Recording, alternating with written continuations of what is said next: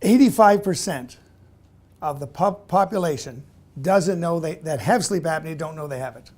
What's sleep apnea? There's that word. People say, I'm tired all the time.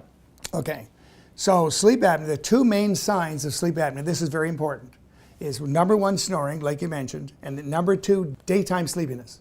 When the patients are sleepy during the day and they're snoring at night, there's a very good chance they've got obstructive sleep apnea. In all the conversations I've had on the radio, I've never had someone say sleep apnea. What is this beast? Sleep apnea means cessation of breath. So they don't breathe. They stop breathing. It's like they're being choked at night. Something is obstructing their airway. It's usually the tongue falling back, blocking the airway.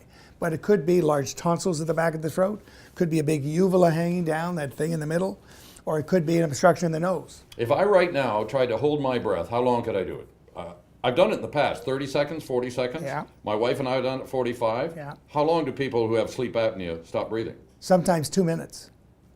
So what happens when you stop breathing for 2 minutes, it's like you're being choked. That can cause a heart attack because your blood pressure goes up and you sometimes get a heart attack.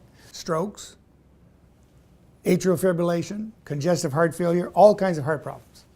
How can you wake up 50 times an hour? That's almost once a minute. Yeah, 50 times an hour. I got paid 50 times an hour or more. So you wake up in the morning and you wonder why you're more tired than when you went to bed. Yeah. Now I should explain, they don't really wake up. It's called an arousal.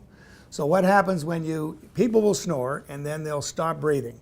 Cessation of breath, that's apnea.